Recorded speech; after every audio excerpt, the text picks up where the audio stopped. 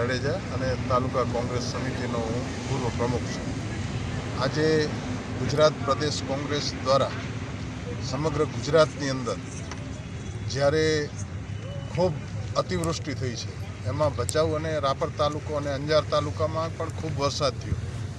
એના અનુસંધાને કોંગ્રેસ દ્વારા આ નિર્ભર તંત્રની આંખ ઉઘાડવા માટે આજે અમે અહીંયા કને ધરણાનો કાર્યક્રમ રાખ્યો છે અને મામલતદારશ્રીને આવેદનપત્ર આપ્યું છે કે આ જે નુકસાન આટલું બધું થયું છે, હજી સુધી સરકાર દ્વારા કોઈ પણ જાતની કાંઈ જાહેરાત કરવામાં આવી નથી.